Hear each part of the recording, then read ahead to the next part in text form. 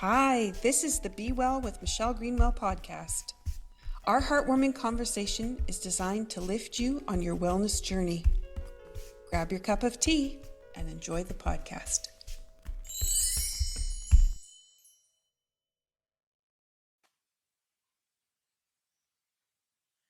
Hello, and we're coming back into conversation. Kristen and I are creating a part 2 of the body's wisdom and gold because we felt there was some deeper conversations that we started with the first part of the podcast, and we felt like we really wanted to dive in deeper. So if you have a cup of tea, we're just going to invite you to make sure you bring it along for the journey. And we talked about our tea in the first part, but we just really want to dive into a couple nuggets that we think will bring more richness into your life as you're thinking about what we're going to say. So, Kristen, you've been advancing your workshops and opening up your discovery. Do you want to talk about what's been happening for you? Absolutely. So one of the things recently that's been happening with Dance Alchemy is that I would say the subject matter, what we're exploring in the workshops is really expanding quite a bit. And so to give you an example, originally when I started designing Dance Alchemy for the soul workshops and leading them, we were focused on exploring things like the chakra system, the energy centers in the body. So phenomenon like grounding, personal power, self-expression, truth, connection to self and others through the heart space. And one of the things in the process of just creating them is that we've started to explore territories like designing your life from the future, which is a lot more conceptual, and how that things like that have evolved is it's been a lot of a direct result of things I've been currently exploring in my own studies. I'm always doing metaphysical studies and healing work with myself. So this past half of the year have been doing a lot with things like vision, being in the unknown, more metaphysical neuroscience concepts, as well as Eastern philosophy and Dance Alchemy. So the last workshop I did, it was called Ahead of Time, was using the body and movement as a way to explore our relationship to our past and our future. And what was really interesting about it was the range of responses to that from students about how attached some people are to the past. Like, oh, I want to stay there. It's so nostalgic. I can't see anything in the future. To another person who said, I don't know what my future is, but I know now from my body's sensation, I trust it. I really trust it. I know something, and she's going through a really rough patch in her professional life right now. And she kind of can't see what's on the horizon because she feels very stuck in the muck, in the weeds. Mm-hmm. But she really got like, I'm going to be okay. It's going to be okay. And then another student who she said, I know that some really great stuff is coming in my business. I'm present to how surrounded I am by community and how much I love connecting with my clients, my customers. She has this artisanal, all handmade organic soaps and bath bombs and CBDs. And, she puts so much love. She literally makes everything by hand. She said, the women who I serve, I know that they're going to uplift me and I'm going to uplift them. So it was just, it was a fascinating inquiry through the body, like literally using the surfaces of walls and metaphors for what's on the other side and can you get to it, and like you said, our blinders about what we can see when we explore life and we don't realize there's other possibilities. So I've been venturing a little farther and farther out into the unknown with Dance Alchemy is the way I'll say it, and it's been glorious. I hope that answers. It's so interesting because people don't think about step over into that. I've done some workshops where I have different concepts that people step into on the floor. Yes. And then turn around, look in different directions. What's the perspective? What do you see when you look back over at hobbies, as an example, or when you look over at your profession or the people that are in your life currently? And then what does it feel like in that space? And people just sometimes we're just so either we're wrapped up into that moment or we're so wrapped up on that road that we're on. It's like we have the GPS set, and so we're just going to go there, even if it takes us on a slightly circuitous route to get there, but we're still going to follow it instead of letting ourselves fall off the path and then look back. We used to call it nuggets when we came to visit here in Cape Breton as visitors rather than as residents, and things would happen because we would just see what the day wanted to unfold for us, and then we'd call them nuggets. At the end of the day, we go, wow, we had 5 nuggets today because we didn't plan where we were going to go. We just let the universe decide for us and the way we would go. Just that openness to have that reflective time. It's so rich. Yes. And as you started diving into it, I'm curious because of the conversation we had in part 1 about being in that space where your time isn't present. So for you, as you were exploring and diving deeper into these concepts, how did that unfold for you? Well, part of it was, when I'm creating a Dance Alchemy, a lot of my processes, I go into my studio and I have a concept, and then I will, find pieces of music and see what, in terms of how to explore it, like what comes up, and certain images will come to mind. But the past and future phenomenon, I think part of it was my willingness to kind of be led by my intuition about what is it about my past that I want to reflect on. What patterns do I notice that I tend to gravitate towards or feel stuck in, even moving through space? What's familiar? Mm-hmm. And then to just like in in other forms of timelessness, like meditation, for example, what is it that has me allow myself to surrender, to let go of all of the sensory information, to turn inward, to stop thinking so much, and to shift into another space? And it was, my own exploration and my willingness to sort of transcend amongst those different spaces that gave me a structure. And whenever I create something, I know that if it resonates for me, that I feel it genuinely and I have some kind of a deep response to it, it's effective on myself. I trust it enough then to share it with other people, knowing, of course, that they will not have the same experience. And I don't want them to, right? Because I always tell them, like, what you get is your gold. You shouldn't get what I get. It might be a flavor of what I got, mm-hmm. but it might not. And that doesn't matter, because mm-hmm. that's what makes it all personal and meaningful. Mm-hmm. So, yeah, mm-hmm. It was really, I have to say that this is a challenge to myself, that the willingness to allow myself to be in that space of not knowing and pure creativity, whether it's exploring time or any concept with the body, it is sometimes the most challenging, but also the most liberating space to be in. Mm-hmm. The ego fights it because the ego wants to know and control, but mm-hmm.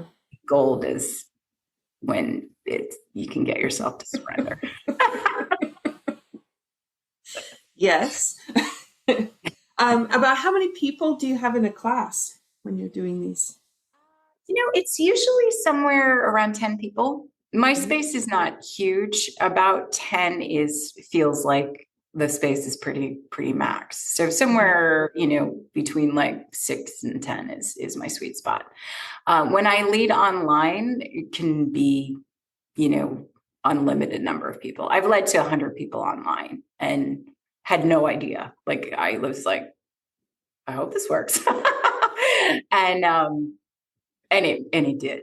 I mean, there was magnification, right? We were talking about being on Zoom, and there was something in the collective energy that was beyond elevated things, beyond anything. And I actually have to say that's the more people we've had, it actually does always have an elevating effect. When I have more than 10, it just, but in person, because as you said, that's a different animal, that in-person smaller group is equally very powerful for different reasons.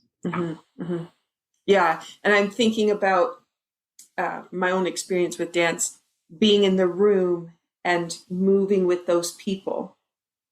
It's that kind of experience. And online, when you're moving in your own space, yes, you might be moving in a new way, but it's a little bit different than when you would be exploring with the person beside you who reaches their arm out and you're only a few inches from each other, and how your arm reaches out. That's a little bit different than online, where you have your whole wide room of your own space to be able to move around in. Yes. I do know with my Chi integration class, which I've been teaching online, we tried in person and online won. So even the people who live in town still come in online, just because then we're all kind of in that same space. But it is that magnification of what everybody brings to the table. And I have one person who's 86, and so she's not thinking about goal setting like a 50-year-old or a 40-year-old might want to do. She's at a different place in her life, and a lot of reflective, and what am I leaving, and what's my legacy, and how can I change globally? And so as we bring our smaller kinds of topics to the table, she brings this whole overarching global piece. And so, as you were saying, how that experience of online magnifies, and it's that interaction of all of us together, that we have our individual little goals, but then we have this piece that pulls us together for this magnificence of wholeness. And I really so enjoy that aspect of what other people can bring in. So wonderful. Yeah. The depth and the breadth, it adds such richness when you have people gathered, whether it's virtual or live. It really, it adds such a richness for sure. So as people are listening to the podcast and wondering, I'm just thinking about some of the people that I work with on one-on-one situations or in a class setting, and they go home and they feel guilty because they didn't do their homework. They didn't practice the movement pattern that we did. And they come back the next week and they can't remember. And they get stuck in that whole repetitive pattern piece, at which it doesn't matter to me. Either you did it or you didn't. It doesn't matter. You're here now. Let's do it. But I'm thinking about those people that are going, I want a little bit more. I want more than just what I have been doing. Are there some little exploration pieces, or maybe some introductory pieces that you've already got on your website to give people that taste, to help them dive in and see if this is the way they want to start exploring? Oh, absolutely. So I have a simple Dance Alchemy for the Soul recording. And it's all about finding your sense of grounding in the unknown. And it's available on my website. So if you go to my website, KristenMangioneDance.com, you can access, get the, free little sample taste of Dance Alchemy, and you can listen to it as many times as you want. You could even do it as a daily practice if you chose to, which can be quite interesting because, there's something in continuously engaging with something that you're not the same person you were yesterday. You've lived and experienced different things. Your body is different. So I always tell my students, your body is different every day. So when you come in, it's an opportunity to check in to see, like, how are things today? And you'll discover also you have patterns. But it's giving yourself that gift of, I'm checking in today and let's see what happens. And you get to explore the depth and the breadth of who you perceive yourself to be. And maybe it's not just that, right? I also think about the quality of the day you want to have. So what you're doing today and the tasks you have at hand wouldn't necessarily be what you did the day before. So if you're coming back into that exercise and you're thinking about the quality of your day that you want, rather than the goal or an intention, that also could change that whole experience. And you may find that where those little blocks in the body happen to be for that kind of quality, and then being able to just, I want to say, untie the shoestring, just let it go, let it unravel. Yeah. Beautiful. Oh, wow. Okay.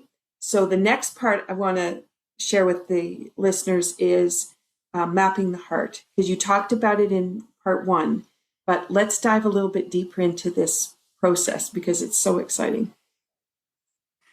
So mapping the heart is a multi-year, multi-stage project that I'm currently at work on. And it's basically exploring the depth and breadth and also the expansive nature of the heart field. And it is really the genesis of, as I shared in part one, how I started Dance Alchemy with wanting to do a workshop back in 2019 about the heart space, through the body as a place to explore. And so mapping the heart, it is a series of workshops, both live as well as virtual, focusing primarily on the heart. And then that's the jumping off point. But it also gets into the arc between what I call the personal and the transpersonal. So in the chakra system, the energy centers on which, things like a lot of yogic practice are based, the heart is really considered the middle of the chakra system. The lower chakras have more to do with personal survival and getting what we need and asserting our will. So when you get to the heart, that's where we connect with the world. So we do that first through relationship and with self. And then we get into the throat chakra about expression, the brow about vision, and the crown about that at a higher level, so-called. Things are more holistic and connected. So mapping the heart starts at the level of the individual and a dark night of the soul, basically, and goes from there all the way, a journey in 4 parts to really expanding, like where everything is connected. Now, in addition to the ongoing workshops, virtual as well as some in person, I have been making a piece of choreography, a dance film currently, with each stage. And the first film, which is called Broken, which is about that dark night of the soul, is now up online. So anyone can tune in and see it through my website, KristenMangioneDance.com. It's also in collaboration with, he is one of the founders of the ambient electronic music genre in the United States, Steve Roach, who he's been a very influential composer for the last 40 years. And he has very graciously partnered with me in this exploration. So his music is featured in the first film and will be continuing on the next 3 parts, with other of his featuring his pieces of music. And the connection there is that we share a belief that our respective genres are really about elevating consciousness and opening vision, and also connecting humanity, like humanity's potential, spirit, ancestral as well as celestial spirit, and our connection with the eternal, whether that's source or God or the divine or inner self or whatever you say it is, the greatest part of the all of it. So So mapping the heart is all of that. And dance alchemy and the choreography are the two integral pillars of it. Wow. That's an incredibly large and all-encompassing vision. And when I think back to the start of the conversation in part one of, the linear track of a professional dancer, and then how you had the trajectory change for you, and then look at how you've come back to the dance, but in such a global, universal way. Yeah, it's not anything that I would have expected nor that I could have predicted. One of those hindsight is 2020. Because as I was sharing in part one with my story, that it's like all the seemingly separate pieces that for many years I felt like I don't understand, like, why am I drawn to healing work? Why am I drawn to ontological transformational self-development? Why am I, and at my core, I'm never not going to be a dancer. Like, I know that if I'm dancing, I'm happy. I can't not be dancing. So, but all of a sudden it's like the pieces somehow have rearranged and emerged with a clarity of, this is so much bigger and it's not about me. That's really the big thing too. Not that artists would say it's about them, but my point is, I'm clear that it's a very universal message is what I'm interested in. Mm-hmm. Mm-hmm. And I'm thinking back to the little person who's 3, who just dances because they just want to move, right? And it's just at the center of their universe. And then we come through, we want to look like all the other dancers. And then we move ourselves into, we want to be dancing in life. And then the fact that then you can now take dance and think in its universal message and power, what it has the capacity to do for humanity. It's just so incredibly profound. And you don't think of that when that little person's twirling in their dress, on the floor. Or my grandson this weekend was dancing his construction song, and the diggers were pushing the dirt and the scoopers were doing this, so you're not thinking about what that little piece has the potential to do movement wise in life, with experience and everything behind it. As I'm thinking about the audience who's listening, and some people who may be struggling because they're not sure where they want to go or how they want to do things, they're looking for something that can help them transform. And you and I have both talked a lot about this whole movement piece. So I would invite the people listening that if you haven't been changing the way you move, you've continued to do that. You walk the same walk every day. You're walking and you're getting your exercise, but you haven't moved differently. Perhaps this is the impetus today that you found this podcast. You found part 2 to listen to how deep the dive can go. And now you have the means by which to reach out and find the kind of movement that you want to be doing and the kinds of transformations. So just take a little bit of reflective time on that and think about it. Kristen, do you want to add to that? Well, I mean, it's so well said. I love what you just said. Like, today is the day to move differently, and it can be something as seemingly simple as walk a different route. You change your environment, you change your state of being. Just by doing that one seemingly simple thing, you give yourself new information. And there's so much research now about when you are digesting the same information every day, those patterns just keep being rewritten and reactivated in your brain and in your body. Just give yourself some new information and it will be like a breath of fresh air. Start there. Mm-hmm. Yeah. And I'm also thinking about those people who do live with pain every day. And if the pain is fluctuating, then we know it's emotional, which is great because it means we can do something about it. It's not a structural piece. So it fluctuates, it comes in and out different times of the day. Now's the time to think about how the movements and changing. Maybe you wanted to go for that long walk, but you couldn't because of the pain that you're experiencing. Don't walk.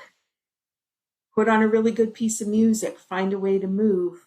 check out Kristen's video and see, what does Dance Alchemy mean for you? Does that release the pain that's within? And if that does, then okay, now we're onto something. I need to be moving in a different way. And the pattern of walking might not be the right way at the moment. It might be down the road after you've released a few things from the body. So I'm just going to invite people to think about that, and think about then also about their thoughts, where they've been trying to, you mentioned, I'm not sure if it was in part 1 or part 2, but the problem solving piece. Mm-hmm. And how people try to fill in, I walk this way because, and then they just fill it in and think it's correct because they solved it. And sometimes our assumptions are not always correct. So then just asking yourself, is this a correct assumption? Is this the correct way to be thinking about it? When you're working with people, where do you notice their block tends to be? Well, gosh, it's a great question. Of course, there's, some variety with the individual, but I would say there's often a lot of mental energy. That's the first place. Often just the shift between getting out of all the mental, and by mental, usually it trickles down to usually shoulders, like up in this trapezius area, the tops of the shoulders, upper back, because that's really that's you're carrying the weight of the world is the analogy. So I really feel like that upper quadrant for most people is the first place where you often see it, and you can see it in their posture without them even having to move. That's a big one. And then often I feel like they're especially, well, men and women, but women, sometimes a disconnection in pelvis, what I call the hara area, which is your abdominals, your center of being in Chinese medicine. I feel like that often is another place where there's blocks, because a lot of it can be emotional. We also, from a physical standpoint, we sit so much in our current society way of being. So all of that fluidity and flexibility in the hips and the pelvis and the lower back, and then the abdominal support is often missing just out of habitual practice. So it's like the upper and the lower of the axial spine, those places. Yeah. Yeah. Yeah. And then the other place this occurs to me is with all this heart work, there's almost always armoring around the heart. So the chest, it's fascinating that very often when I do any kind of heart work, opening this place for people is a very big deal. It will not move at all in the beginning, because they're like, I don't feel anything, because we become so habituated to just layer and layer and layer to protect that it takes some de-armoring, breaking it down in stages, because it's taken time to be built up. So any of them, it takes a while, but it's not that it's impossible. It can be quite extraordinary how things can move and shift just with a little bit of attentive movement. And that's the other piece, is not to be rushing it, because it's not like you're trying to get through 12 points and be done. It's the here I am, what does this mean? And now reflect on it for a few days or weeks or whatever, and see how it fits within life. And then you move into the next part. And now, how does that weave into my life, change things? Nice, gentle process. Because I know for some people, they just want it all to be done. Oh, yeah. Like you said, 50 years old, you've got 50 years and then some of stuff, you don't want to do it all in one day. Yeah. Nor should you. I mean, it's, we're such intelligent creatures, the way that everything is, it's so, in its own way, it has its own kind of beautiful design to it, the way that we have put ourselves together as a way to maintain some kind of, balance, order, survive.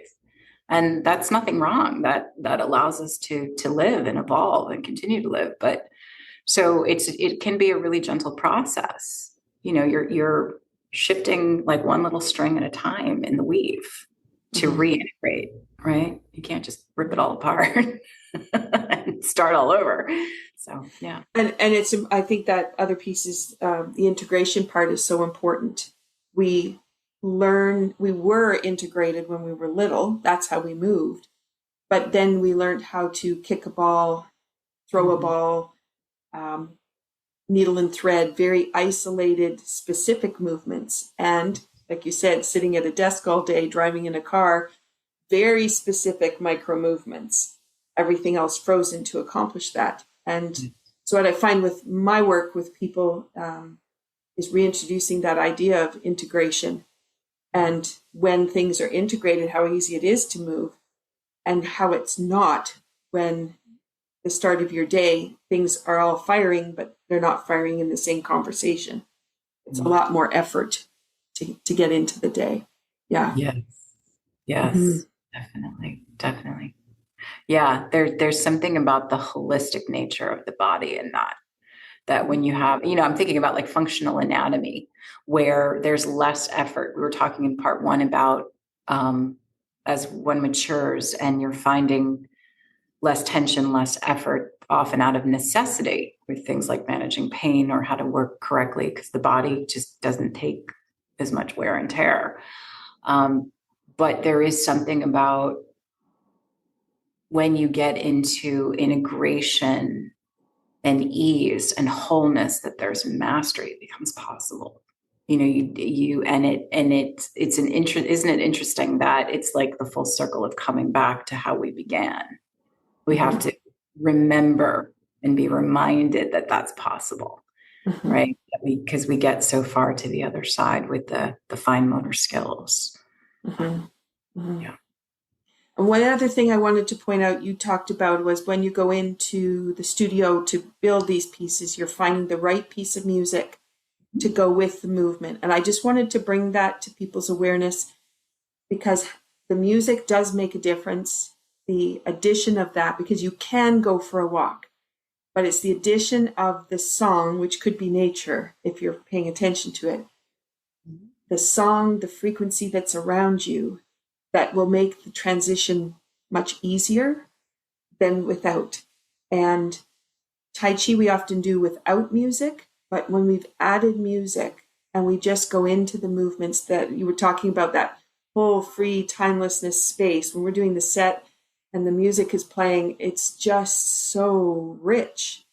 And so being able to think about what activities you have, that music can really be a part of it, and not something that goes against it, that makes it harder to move, but allows you to just fall into it and feel freer with it. So I just invite people to think about that. They may have some favorite music that they do listen to, and then they may have some that brings up memories, but those memories might bring them to patterns of movement that aren't necessarily supportive. So coming into a position where they can do a workshop with the music that you've already identified and brought forward and know how it's going to work can be so opening for people if it's an area they have been having trouble trying to find how to come through their conversation. Absolutely. Yeah, I definitely echo what you said, that it creates a particular reality in space when you have some kind of an oral component, because it immediately will so inform a person's experience. And I purposely choose, things that don't have lyrics, because I lead through, it's all verbal. So I really want the voice to be the primary, information. But then underneath that, there's this other layer that does something with the brain. And some of it is meant to, things like if we're moving through space, it's going to support that, as opposed to a more meditative, shifting to a different vibrational state in the brain. But it's all, it's all very intentional for me. And it goes back to my being a choreographer, that it's the same thing when I make a piece of dance. It's often with a particular piece of music in mind or already in place, because I know that this is the whole reality and world of what is being created. So in that way, I really it may sound funny, but I've always felt from the beginning that Dance Alchemy for the Souls, it's like, I give people the experiences if they could step into my dances that would be on stage. Otherwise, they become the dancers in the piece, but we're all co-creating it as it's happening, which for me as the artist, that's one of the things I love. Like there's nothing else Mm-hmm. Mm-hmm. at the top of my list. So that's, it's really blissful to me. Mm-hmm. So the music, the totality. I mean, like I even do things with lighting, if they're in my space with me, like, I'll intentionally choose certain things because I want to give them that same kind of immersive experience. So music is definitely at the heart of that. Mm-hmm. Mm-hmm.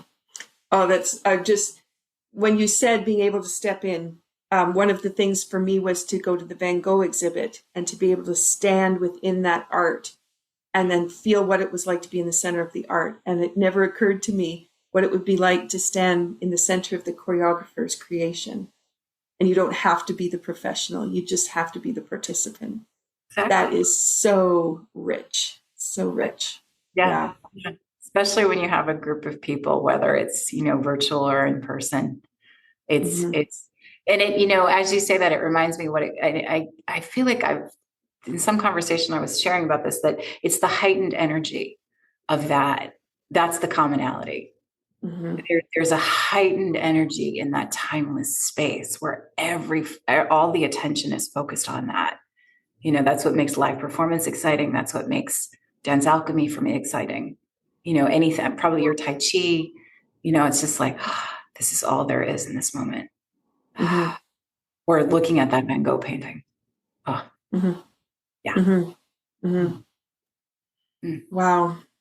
Well, Kristen, thank you for taking the time to share this extra piece, because I think this really gives people a way to think differently about how they're taking care of themselves and how they want to choose to transform. And I so appreciate what you are bringing to the world with your work. Thank you for continuing to dive deeper into it and finding other ways for us to explore through dance. So I'm so appreciative. Thank you. Thank you. It's been my absolute privilege and pleasure. Thank you so much, Michelle. So if you didn't listen to part 1, please go back and listen. And thank you so much for tuning in for this second part. And we look forward to, if you want to share with us some of your discoveries as a result of our conversation and what you've thought about where you need to go next. We would love to hear about that. So please reach out. So I say be well, and thank you so much for being here. Thanks, Kristen. Thank you for listening to Be Well with Dr. Michelle Greenwell. There are a couple of resources I want to just point out. When you go to the website greenwellcenter.com, you'll have a pop-up window. That pop-up gives you the top 8 easy stress releasers that you can use every day. That's something you can put beside your computer, the bathroom mirror, beside the bedside table. A great resource. Also, my YouTube channel. It is full of playlists with all kinds of different ways that you can activate energy and bring vitality into your day. You can find that when you go to YouTube at Michelle Greenwell. And last, if you're a Linktree person, Linktree, linktr.ee/Greenwell Center. That has all my resources in one spot. Those are for intricate little things that you can't get everywhere. And it's a wonderful way for me to be able to share all the different aspects of the kind of work I do. So thank you for listening. Be sure to drink that tea. And if you want to have the tea blend that was shared in the podcast today, then be sure to check out capebretontea.ca. Have a wonderful day.